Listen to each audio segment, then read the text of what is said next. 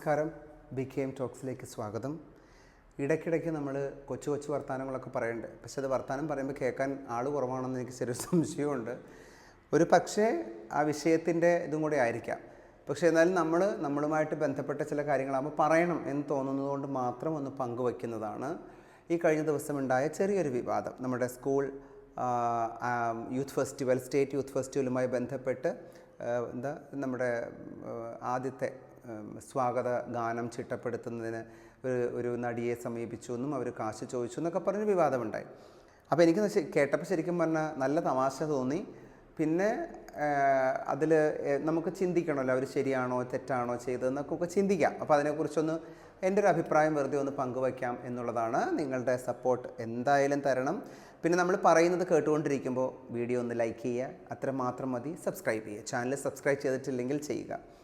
അപ്പം അതിൻ്റെ കാര്യം എന്താണെന്ന് വെച്ചാൽ, ഞാനൊക്കെ ഒത്തിരി വർഷങ്ങളായിട്ട് കലാരംഗത്തുണ്ട്. അപ്പം നമ്മൾ പക്ഷേ ഇത് രണ്ട് രീതിയിലാണ്. ഡാൻസിനെ കുറിച്ചാണ് ഞാൻ പറയണത് കേട്ടോ. പാട്ടും അങ്ങനെ തന്നെയായിരിക്കും. ഒന്ന് നമ്മൾ ടീച്ചർ ആവുക എന്നുള്ളതാണ്, രണ്ട് പെർഫോമർ ആവുക എന്നുള്ളതാണ്.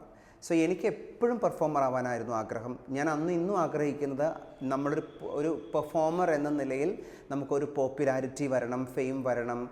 അത് നമ്മളൊരു കലയാണ്. ഈ കല ഇങ്ങനെ വെറുതെ കൊണ്ടു നടന്നിട്ട് കാര്യമില്ല. അതുകൊണ്ട് നമുക്ക് ജീവിക്കാനും സാധിക്കണം. ഇത് രണ്ടും എപ്പോഴും നമുക്ക് ഏത് കലാകാരനും ആഗ്രഹിക്കും. അംഗീകാരം, പ്രശസ്തി, പണം, ഇത് ആഗ്രഹിക്കാത്ത കലാകാരന്മാരില്ല. പിന്നെ നമ്മൾ ചെയ്യുന്നത് അങ്ങ് ചെയ്യുക, പകരം കിട്ടണമെന്ന് കിട്ടുകോട്ടെ എന്ന് വിചാരിച്ച് ചെയ്യണം എന്നാണ് പറയുക. നമ്മൾ ആർട്ടിസ്റ്റ് എപ്പോഴും റെഡി ആയിരിക്കണം എന്നുള്ളതാണ്, എപ്പോഴും പെർഫോം ചെയ്യാം. പക്ഷെ നമ്മുടെ ഒന്നും സാഹചര്യത്തിൽ അങ്ങനെയല്ല. പക്ഷെ കഴിഞ്ഞ ഇത്രയും വർഷങ്ങളായിട്ടും നമ്മൾ എക്സ്പെരിമെൻറ്റ് ചെയ്ത് നമ്മൾ പല വേദികളിലും അവതരിപ്പിച്ച് നമ്മളുടെ കഴിവ് കാണിച്ചിട്ടൊക്കെ കൊടുത്താലും നമ്മൾക്ക് അർഹിക്കുന്ന അല്ലെങ്കിൽ ചിലവാകുന്ന പണം പോലും തിരിച്ചു കിട്ടാറില്ല. എന്നെ പ്രോഗ്രാമിന് വിളിക്കുന്ന വളരെ അപൂർവം സ്ഥലങ്ങളിൽ നിന്നാണ് നമുക്ക് ആ ഒരു പേയ്മെൻറ്റ് കിട്ടുക. പക്ഷേ ആ പേയ്മെൻറ്റിന് പോലും ബാർഗെയിനിങ് ആണ്. നമ്മളുടെ ഒരു ആർട്ടിസ്റ്റ്, ഒരു ഡാൻസറുടെ ഇപ്പുറ സൈഡിലുള്ള അധ്വാനം, 1.5 മണിക്കൂർ സ്റ്റേജിൽ നിൽക്കുമ്പോഴുള്ള ഫിസിക്കൽ എക്സേർഷൻ, അതൊന്നും അവരാരും ചിന്തിക്കില്ല. അതുമാത്രമല്ല, അതിനുവേണ്ടി നമ്മൾ പണം സ്പെൻഡ് ചെയ്യുന്നത് ചിന്തിക്കില്ല. ഞാൻ ഓർക്കസ്ട്ര വെച്ച് ഡാൻസ് ചെയ്യാറേ ഇല്ല, കാരണം നമുക്കത് അഫോർഡ് ചെയ്യാൻ നിവൃത്തിയില്ല. അപ്പോൾ ഒരു പെർഫോമറുടെ കാര്യമാണ് ഞാൻ പറയുന്നത്. ടീച്ചർ എന്ന നിലയിൽ വേറൊരു വിഷയമാണ്. That's A different matter. അത് അവർ അതിൻ്റെ ഉപജീവന മാർഗമായിട്ട് അങ്ങനെ കാണുന്നു. ഞാൻ ഇങ്ങനെ ഉപജീവന മാർഗമാക്കാൻ ശ്രമിക്കുന്നു. അപ്പോൾ എൻ്റെ പെർഫോമൻസ് നല്ലതാണ് എന്നുള്ളത് കൊണ്ടായിരിക്കാം നമുക്ക് പ്രോഗ്രാംസിന് ആരും നമ്മൾ വിളിക്കുന്നത്. ഞാൻ ഇന്നും ഒരു ചാൻസ് അല്ലെങ്കിൽ നമുക്കൊരു ഓപ്പർച്യൂണിറ്റി കിട്ടാൻ വേണ്ടിയിട്ട് പലരെയും കോണ്ടാക്ട് ചെയ്തിട്ടൊക്കെ ഇരിക്കുന്ന ഒരു ദിവസമാണ്.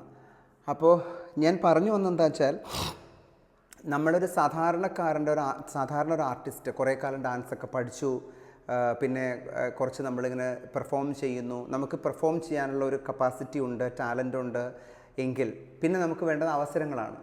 ആരാണ് അവസരം തരേണ്ടത്? ഈ അവസരം തരുന്നവർ എന്ന് വെച്ചാൽ എല്ലാവരും നമ്മളോട് ആവശ്യപ്പെടുന്നത് നിങ്ങൾ ചെയ്തോളൂ, നിങ്ങൾക്ക് അവസരമാണ്. ഈ ഓരോ അവസരത്തിനും ഒരു ആർട്ടിസ്റ്റ് സ്പെൻഡ് ചെയ്യുന്ന കുറേ പൈസയുണ്ട്. ഇങ്ങനെ സ്പെൻഡ് ചെയ്യാൻ പൈസ ഇല്ലാതാകുമ്പോൾ എല്ലാവരും നിർത്തും, ഈ പെർഫോമൻസ് എന്നുള്ള പരിപാടി നിർത്തും. അപ്പോൾ എനിക്ക് പക്ഷെ മറ്റൊരു ജോലി ഉള്ളത് കൊണ്ടാണ് നമ്മൾ പിന്നെയും ഇത് മാനേജ് ചെയ്ത് പോകുന്നത്. പക്ഷേ ഇപ്പോൾ വന്ന് നമുക്കൊരു മടുപ്പായി. കാരണം എവിടെ നിന്നാണ് നമുക്ക് അവസരം കിട്ടുക? അപ്പോൾ ഗവൺമെൻറ് തലത്തിൽ ഒരു സ്വാഗതഗാനം ചിട്ടപ്പെടുത്തുമ്പോൾ അതിൻ്റെ അകത്ത് നിന്ന് പെർഫോം ചെയ്യാനും പഠിപ്പിക്കാനും എന്നാണ് ഞാൻ മനസ്സിലാക്കുന്നത്. വെറുതെ പഠിപ്പിക്കാനല്ല, അതിൻ്റെ ഭാഗമാകാൻ കൂടെ ആയിരിക്കണം. ഒരു സെലിബ്രിറ്റിയെ അവർ വെച്ച് തീർച്ചയായിട്ടും അവർ കാശ് ചോദിക്കും, ഒരു തർക്കവും ഇല്ല. കാരണം സെലിബ്രിറ്റി സ്റ്റേറ്റസ് വന്നാൽ നമുക്ക് ഡിമാൻഡായി. അപ്പോൾ അവർക്ക് ഡിമാൻഡ് ചെയ്യാം. അവരുടെ സമയം ചെലവഴിക്കുന്നു, അവർ അധ്വാനിക്കുന്നു, അതിന് അവരിടുന്ന വിലയാണത്.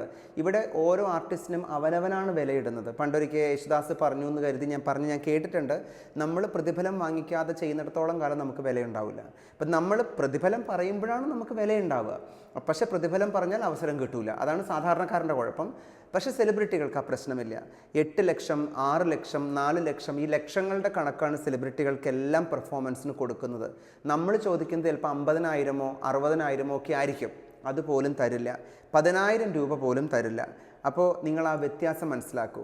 അപ്പം മിസ് സത്യഭാമ നമ്മുടെ കുറച്ച് കോൺട്രവേഴ്സീസ് ഒക്കെ ഉണ്ടാക്കി അവർ പറഞ്ഞ ആ ടീച്ചർ, അവർ നല്ലൊരു ടീച്ചർ, അവരിപ്പോൾ പറയുന്നത് വളരെ കറക്റ്റാണ്. എന്തിനാണ് സെലിബ്രിറ്റികളെ വിളിക്കുന്നത്? അല്ലാത്തവരെ വിളിച്ചുകൂടെ? അപ്പോൾ ആ വിളിച്ചാൽ അവരും ഫ്രീ ആയിട്ടാണ് ഇവർ ഉദ്ദേശിക്കുന്നത്. അവർക്കൊരു പേയ്മെൻറ്റ് കൊടുക്കണം. കൊടുത്ത് ചെയ്യിക്കണം. എത്രയോ ടൂറിസം പ്രോഗ്രാമുകളൊക്കെ ട്രിവാൻഡ്രത്ത് നടക്കുന്നു, ചിലപ്പോൾ എറണാകുളത്ത് നടക്കുന്നു. ഏത് ആർട്ടിസ്റ്റിനാണ് കിട്ടുന്നത്? നമ്മൾ കോണ്ടാക്റ്റിൽ ഇങ്ങനെ മേടിച്ചെടുക്കണം. നമ്മൾ ചെന്ന് ചോദിച്ച് മേടിച്ചാൽ നമുക്ക് ഒരു പേയ്മെൻറ്റും തരില്ല. അങ്ങനെയാണ് ഈ പേയ്മെൻറ്റ് എന്ന് പറയുന്നത്. നമ്മൾ അഹങ്കാരം പറയുകയല്ല, നമ്മുടെ അധ്വാനത്തിൻ്റെ വിലയാണ്. പൈസ കൊടുക്കാതെ ആരാണ് ജോലി ചെയ്യുന്നത്? അത് നമ്മളൊന്ന് ചിന്തിക്കേണ്ടേ. എല്ലാവർക്കും പണം വേണം. ഈ പണമില്ലാതെ കൊടുക്കുമ്പോൾ നമ്മൾ ഉദാത്ത കലയും കൊണ്ട് നടക്കുമെന്ന് ആരും വിചാരിക്കരുത്. ആ ഉദാത്ത കല സങ്കല്പമേ കൊള്ളൂല. കല എപ്പോഴും അധ്വാനിച്ചിട്ടാണ് നമ്മൾ നേടുന്നത്, കഷ്ടപ്പെട്ടിട്ടാണ് നേടുന്നത്. അപ്പോൾ അത് മറ്റുള്ളവരുടെ മുമ്പിൽ പ്രസൻറ്റ് ചെയ്യുമ്പം തീർച്ചയായിട്ടും നമുക്കതിനൊരു പ്രതിഫലം വേണം. ഞാൻ എപ്പോഴും പറയുന്നത്, നമ്മൾ പെർഫോം ചെയ്യുമ്പോൾ നല്ലതാണോ എന്ന് കണ്ടിട്ട് പൈസ തന്നാൽ മതി. ഞാൻ ആരുടെയും കയ്യിൽ നിന്ന് അഡ്വാൻസ് വാങ്ങിക്കില്ല, പക്ഷേ നമ്മുടെ പെർഫോമൻസ് കഴിഞ്ഞിട്ടേ വാങ്ങിക്കുകയുള്ളൂ. അപ്പം നമ്മുടെ പെർഫോമൻസ് മോശമാണെങ്കിൽ അവർ വേണമെങ്കിൽ കുറച്ചോട്ടെ, എനിക്കത് വിഷയമല്ല. പക്ഷേ കള്ളത്തരം പറയാൻ പാടില്ല. അപ്പോൾ അവർക്ക് തോന്നുകയാണോ ഞങ്ങൾ ഉദ്ദേശിച്ച അത്രയും വന്നില്ല, ഓക്കെ ഫൈൻ. പക്ഷേ അങ്ങനെ അല്ലെങ്കിൽ നമുക്ക് പേയ്മെൻറ്റ് തരണം. പറഞ്ഞതിനേക്കാൾ 5,000 റുപ്പീസ് കൂടുതൽ വാങ്ങിച്ച ഒരു അനുഭവം എനിക്കുണ്ട്. അപ്പം കാരണം നമുക്ക് തന്നതാണ് അവർ. അതൊക്കെയാണ് നല്ലത്. എല്ലാ അമ്പലങ്ങളിലും ഉത്സവ സീസണായാൽ നിരന്തരം പ്രോഗ്രാംസ് ഉണ്ട്. ആർക്കാണ് പേയ്മെൻ്റ് ഉള്ളത്? നമ്മൾ പേയ്മെൻറ്റ് ചോദിച്ചാൽ നമ്മൾ അഹങ്കാരിയായി. പൈസ തന്ന് നമ്മൾ ചെയ്യാം, നമ്മൾ അഹങ്കാരിയാണ്, നമുക്ക് തരില്ല, വേണമെങ്കിൽ വന്ന് ചെയ്തോളൂ എന്നുള്ള മട്ടാണ്. അമ്പലങ്ങൾ ഈ ഡാൻസ് പോലെയുള്ള കലയെ സപ്പോർട്ട് ചെയ്തില്ലെങ്കിൽ പിന്നെ ആരാണ് ചെയ്യുന്നത്? അപ്പോൾ എല്ലാവർക്കും സ്റ്റേജാണ്.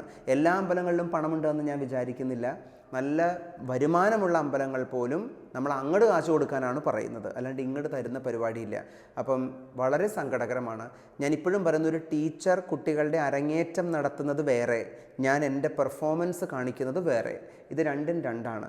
അപ്പോൾ ഒരു വേദിയിൽ എന്നെ അംഗീകരിച്ചാലാണ് അടുത്ത വേദിയിലേക്ക് എന്നെ തേടി വരിക, അല്ലേ? ഇപ്പോൾ ഞാനൊക്കെ ഒരുപാട് സ്ട്രഗിൾ ചെയ്ത് നിൽക്കുന്ന ആർട്ടിസ്റ്റാണ്. ഞാൻ തന്നെ അത് എപ്പോഴും പറയാറുണ്ട്, സ്ട്രഗിളിങ് ആർട്ടിസ്റ്റാണ്, അമച്വറാണ്. നമ്മൾ എപ്പോഴാണ് പ്രൊഫഷണൽ ആവുന്നതെന്ന് എനിക്ക് അറിഞ്ഞൂടാ. അപ്പം കാരണം ഇതാണ്. അപ്പം ഞാൻ ഇപ്പോഴും ആർട്ടിസ്റ്റിനെ പിന്തുണയ്ക്കും. എന്തുകൊണ്ട്? അവരൊരു പ്രതിഫലം പറഞ്ഞത് തെറ്റല്ല. പിന്നെ അവർ പറഞ്ഞത് കൂടിപ്പോയോ കുറഞ്ഞു പോയോ എല്ലാവർക്കും അറിയാം. സിനിമയിൽ വന്നാൽ അല്ലെങ്കിൽ ഒരു സെലിബ്രിറ്റി സ്റ്റേറ്റസ് വന്നാലാണ് പേയ്മെൻറ്റ് കിട്ടുക. അത് നിങ്ങൾ ഓർക്കണം. കേരളത്തിൽ എത്ര ആൺ പെർഫോമേഴ്സ്, ജെൻസ് ഉണ്ടെന്ന് നിങ്ങൾ നോക്കുക. വളരെ കുറച്ച് എണ്ണ, 10ൽ താഴെ കാണുമായിരിക്കും പ്രതിഫലം വാങ്ങി ചെയ്യുന്നത്. എല്ലാവരും നല്ല നർത്തകരാകുന്നത് പുറത്തു പോയി ചെയ്യുമ്പോഴാണ്. തമിഴ്നാട്ടിൽ പോയി ചെയ്തിട്ട് ഇവിടെ വരുമ്പോഴാണ് അവർ നല്ലവരാകുക. കേരളത്തിൽ ക്ലാസിക്കൽ ഡാൻസിന് ആണുങ്ങൾക്ക് പ്രത്യേകിച്ചും വേദി കുറവാണ്. പെൺകുട്ടികൾക്ക് സിനിമയിലോ സീരിയലിലോ വന്നാൽ അവർക്ക് ചാൻസ് ഉണ്ട്. അപ്പോൾ ഇനിയെങ്കിലും ഈ ഒരു കാഴ്ചപ്പാട് മാറണം. എൻ്റെ അടുത്ത് ഈ അടുത്തിടയ്ക്ക് ഒരു അമ്പലത്തിൽ നിന്ന് ചോദിച്ചാണ്, അവരൊരു പേയ്മെൻറ്റ് തരും, നമ്മൾ 2.5 മണിക്കൂർ ഡാൻസ് ചെയ്യണം. അത് അവർ വയ്ക്കുന്ന സമയമാണ്. അതായത് ശിവരാത്രിയുമായി ബന്ധപ്പെട്ടിട്ടാണ്. 2.5 മണിക്കൂർ നമ്മൾ ഡാൻസ് ചെയ്യണമെന്ന് അവർ പറയുന്നു. നമ്മൾ മനുഷ്യരല്ലേ, ഇങ്ങനെ റോബോട്ടൊന്നുമല്ല ഇങ്ങനെ കളിച്ചുകൊണ്ടിരിക്കാൻ. നമ്മൾ എക്സോസ്റ്റഡ് ആവില്ലേ? അപ്പം അതൊന്നും പോസിബിൾ അല്ല. എന്നിട്ട് അവർ പറയുന്ന പേയ്മെൻറ്റും അതൊന്നും നടക്കില്ല. അപ്പം നമ്മളൊരു 1.5 മണിക്കൂർ പെർഫോമൻസാണ് ഞാൻ എപ്പോഴും ചെയ്യുക. അപ്പോൾ അതിന് നമ്മൾ ഇടുന്നൊരു വിലയുണ്ട്, ആ വില തരണം, ഇല്ലെങ്കിൽ നമ്മൾക്ക് ചെയ്യണ്ട. എനിക്കതിനകത്ത് ആത്മവിശ്വാസം ഉള്ളതുകൊണ്ടാണ് ഞാനത് പറയുന്നത്. അപ്പോൾ മാറേണ്ടിയിരിക്കുന്നു ഒരുപാട്. പിന്നെ ഇപ്പോൾ സോഷ്യൽ മീഡിയയിലൂടെ വളർന്നു വരുന്നവർ ഉണ്ട്, അവർക്കും എനിക്ക് അറിഞ്ഞുകൂടാ കേട്ടോ. അവർക്കൊക്കെ പ്രോഗ്രാംസ് ഉണ്ടോ, അവർക്കൊക്കെ പേയ്മെൻ്റ് ഉണ്ടോ എനിക്ക് അറിഞ്ഞുകൂടാ. പക്ഷെ നമ്മളൊരു സെലിബ്രിറ്റി, അതും സെലിബ്രിറ്റിയാണ്. സോഷ്യൽ മീഡിയ ഇൻഫ്ലുവൻസർ എന്ന് പറയുന്നത് ഒരു സെലിബ്രിറ്റി സ്റ്റാർഡമാണ്, ഒരു സ്റ്റേറ്റസ് ആണ്. അതൊക്കെ വന്നാൽ കൊള്ളാമായിരിക്കും. അപ്പോൾ ഏതായാലും ഞാൻ പറയുന്നത്, ആർട്ടിസ്റ്റുകളെ റെക്കഗ്നിഷൻ എന്ന് പറയുന്നത് വിത്ത് പേയ്മെൻ്റ് ആണ്. അതില്ലെങ്കിൽ വളരെ വളരെ സങ്കടകരമാണ്. എസ്പെഷ്യലി ഡാൻസ്, ബിക്കോസ് അത്രയും പണം ചിലവാക്കണം. ഇതിൻ്റെ പിന്നിൽ ശാരീരിക അധ്വാനം വളരെ വലുതാണ്. അപ്പോൾ അതുകൊണ്ട് ഇത് കാണുന്നവരെങ്കിലും ഞാൻ പറയുകയാണ്, നമ്മൾ അവസരങ്ങൾ കൊടുക്കുമ്പോൾ എല്ലാ ആർട്ടിസ്റ്റുകൾക്കും പേയ്മെൻറ്റ് കൊടുക്കണം. അവർ പോകാൻ നേരത്ത് സന്തോഷത്തോടു കൂടി ഒരു 5,000-ഓ 10,000-ഓ എങ്കിലും കവറിലിട്ട് കൊടുത്താൽ അത്രയും സന്തോഷം. വെറുതെ കുറേ ട്രോഫികൾ ഇങ്ങനെ കൊടുത്തിട്ട് കാര്യമില്ല. പേയ്മെൻറ്റ് കൊടുക്കണം, വണ്ടിക്കാശെങ്കിലും കൊടുക്കണം എന്നുള്ളത് എൻ്റെ ഒരു ആഗ്രഹമാണ്, റിക്വസ്റ്റാണ് ടു ദ സൊസൈറ്റി. അത് ഞാൻ പറയുന്നു. That's all. Thank you so much. Oh my God, thank you so much. എല്ലാവർക്കും ആശംസകൾ. 2024 ഗംഭീരമായതുപോലെ 2025 ഗംഭീരമാവട്ടെ. ഒരുപാട് സങ്കടങ്ങളും വയനാടുമൊക്കെ ആയിട്ട് നമ്മൾ ഒത്തിരി വിഷമിച്ചു. അതൊക്കെ പോയി നല്ലത്, എല്ലാവർക്കും നല്ല സമയം വരട്ടെ, നന്മകൾ മാത്രം ഉണ്ടാകട്ടെ, അല്ലെങ്കിൽ സങ്കടങ്ങളെയൊക്കെ ഓവർകം ചെയ്യാനായിട്ട് സാധിക്കട്ടെ. Thank you.